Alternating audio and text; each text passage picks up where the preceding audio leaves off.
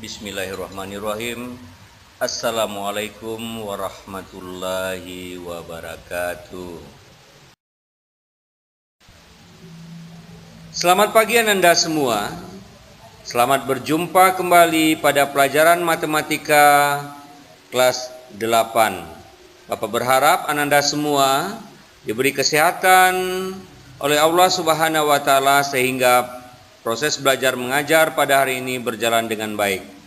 Ananda semua, hari ini kita akan lanjutkan materi sebelumnya, bidang Kartesius, di mana yang akan kita pelajari hari ini adalah posisi titik terhadap titik asal 0,0 dan terhadap titik tertentu A, B, serta menentukan kedudukan suatu garis yang sejajar dan tegak lurus terhadap sumbu X dan sumbu Y. Materi ini disajikan oleh Sufrizal SPD, anggota MGMP Matematika SMP MTS Kota Padang. Adapun tujuan pembelajaran kita pada hari ini, setelah mempelajari materi ini, siswa diharapkan 1. Mampu menentukan kedudukan suatu titik terhadap titik asal 0,0. 2. Menentukan kedudukan suatu titik terhadap titik tertentu. 3. Mampu menentukan kedudukan garis yang sejajar dengan sumbu X dan sumbu Y. 4. Mampu menentukan kedudukan garis yang tegak lurus dengan sumbu X dan sumbu Y. Ananda semua, Ananda mungkin pernah menerima undangan dari seseorang. Bisa saja undangan pesta atau undangan ulang tahun. Di undangan tersebut terdapat denah lokasi. Nah, kalau kita lihat, untuk mengarahkan seseorang menuju lokasi pesta, itu dibuat petunjuk, bisa nama jalan atau tempat-tempat fasilitas umum yang memungkinkan orang yang akan pergi ke pesta tersebut mudah mencapai tempat tujuan.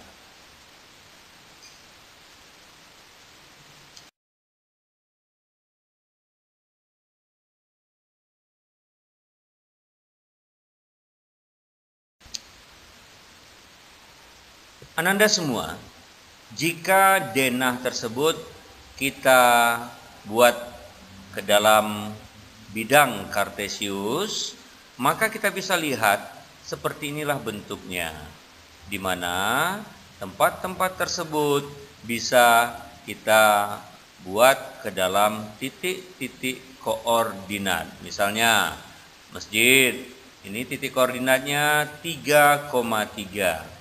Rumah sakit negatif 3,2.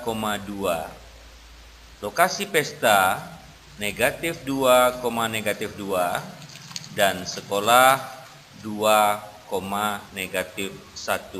Sehingga memudahkan kita untuk menentukan posisi suatu tempat ke tempat asal atau titik asal dan dari titik atau tempat tertentu. Ananda semua, kita mulai dari posisi titik terhadap titik asal 0,0. Kita lihat pada bidang Kartesius terdapat 4 buah titik, titik A, titik B, titik C, dan titik D. Kita mulai dari titik A. Kita lihat bagaimana posisi titik A yang koordinat titiknya 3,4 terhadap titik asal. Titik asal itu menjadi acuan untuk menghitung. Kita mulai dari titik asal 0,0, 1, 2, 3 ke kanan dan 1, 2, 3, 4 ke atas. Sehingga posisi titik A 3,4 terhadap titik asal 0,0 adalah 3 satuan ke kanan, dan 4 satuan ke atas. Titik B. Titik B yang koordinat titiknya negatif 2,4, kita posisikan terhadap titik asal 0,0. Kita hitung 1, 2 ke kiri, dan 1, 2, 3, 4, 5 ke atas. Sehingga posisi titik B negatif 2,4 terhadap titik asal 0,0 adalah 2 satuan ke kiri dan 4 satuan ke atas. Untuk titik C, kita lihat titik C berada di kuadran mana itu? Kuadran ketiga. Titik C yang koordinat titiknya negatif 5, negatif 3 terhadap titik asal 0,0 adalah 1, 2, 3, 4, 5. 5 satuan ke kiri dan 1, 2, 3, 3 satuan ke bawah. Titik D, kita lihat koordinat titiknya 5, negatif 3. Kita hitung dari titik asal 1, 2, 3, 4, 5. 5 satuan ke kanan dan 1, 2, 3 satuan ke bawah. Ananda semua, sebelumnya kita sudah belajar mengenai kuadran. Titik A berada di kuadran 1, titik B berada di kuadran 2, titik C berada di kuadran 3, dan titik D berada di kuadran keempat. Dari materi di atas, kita bisa buat kesimpulan posisi titik terhadap titik asal 0,0. Yang pertama, di kuadran 1, titik P, A, B, A satuan ke kanan dan B satuan ke atas. Di kuadran 2, titik P, A, B, A satuan ke kiri, B satuan ke atas. 3. Di kuadran ketiga, titik P, A, B, A satuan ke kiri dan B satuan ke bawah. Sedangkan yang 4, di kuadran keempat, titik P, A, B, A satuan ke kanan dan B satuan ke bawah. Sekarang kita lanjutkan membahas posisi titik terhadap titik tertentu A, B. Mari kita bahas contoh berikut. Kita lihat pada bidang kartesius terdapat titik P dan titik Q. Titik P koordinatnya adalah 3,4. Kita posisikan terhadap titik Q 5,1. Nah, kalau titik P terhadap titik Q, maka yang menjadi acuan adalah titik Q. Kita hitung 1, 2 satuan ke kiri dan 3 satuan ke atas, atau ditulis dengan negatif 2,3. Sudah mengerti Anda? Coba lihat titik R terhadap titik T. Coba Anda hitung. Coba Anda sebutkan posisi titik R terhadap titik T. Sudah? Oke, berapa? Nah, lihat titik R terhadap titik T berarti acuannya adalah titik T. Kita hitung 1, 2 satuan ke kanan, 1, 2, 3, 4 satuan ke atas. Jadi posisi titik P negatif 2,2, titik T negatif 4, negatif 2 adalah 2 satuan ke kanan dan 4 satuan ke atas, atau bisa ditulis Tanpa membuat pada koordinat kartesius, soal ini bisa Ananda cari dengan mengurangkan koordinat pada titik P dan koordinat pada titik Q pada soal yang tadi, yang di awal, di mana posisi titik P 3,4 terhadap titik Q 5,1. P kita kurangkan dengan Q, 3 kurang 5 negatif 2, 4 kurang 1 3, ditulis negatif 2,3. Nah, sama dengan yang tadi kan?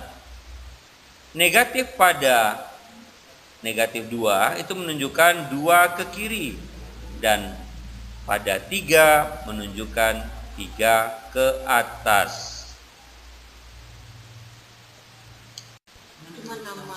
Selanjutnya kita akan bahas posisi garis terhadap sumbu koordinat. Ananda semua, kedudukan garis yang sejajar dengan sumbu koordinat.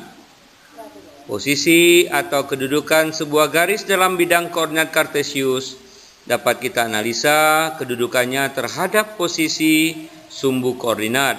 Misalnya, mengenai jarak garis terhadap sumbu X maupun terhadap sumbu Y.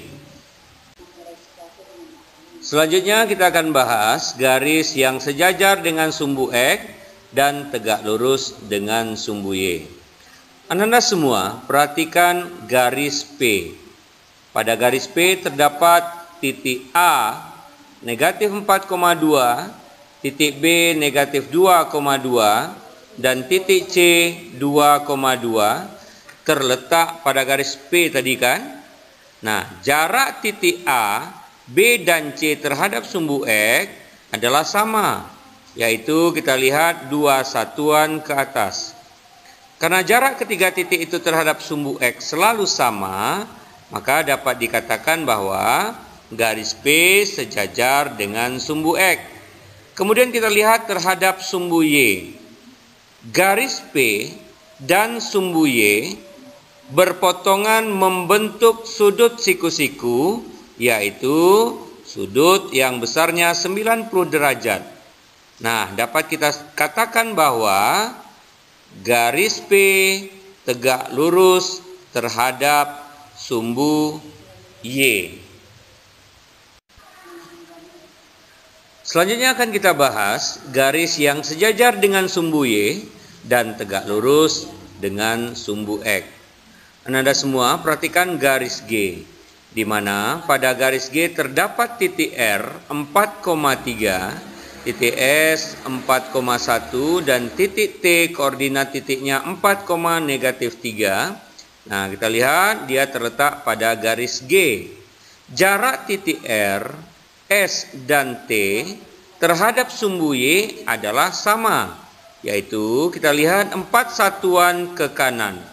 Karena jarak ketiga titik itu terhadap sumbu Y selalu sama, maka dapat dikatakan bahwa garis G sejajar dengan sumbu Y. Kalau kita perhatikan bagaimana kedudukan garis tersebut terhadap sumbu X. Nah, terlihat di sana bahwa garis G dan sumbu X berpotongan membentuk sudut siku-siku yang besarnya sama dengan yang tadi, 90 derajat.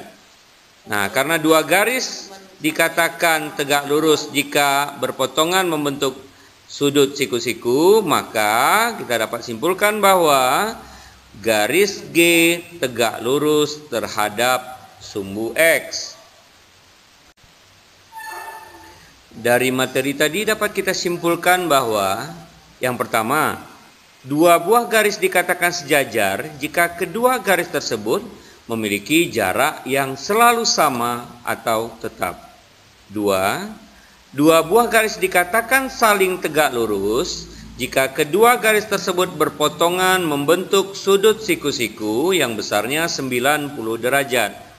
3.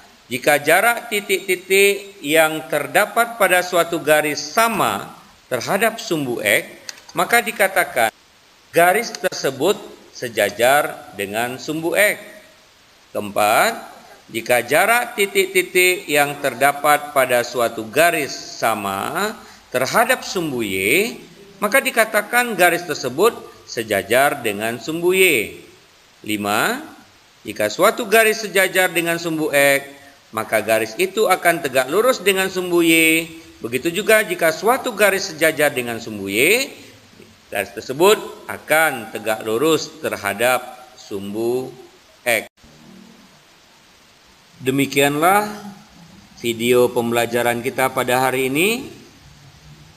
Mudah-mudahan Ananda semua bisa memahami dan mengerti apa yang sudah Bapak sampaikan. Terima kasih. Assalamualaikum warahmatullahi wabarakatuh.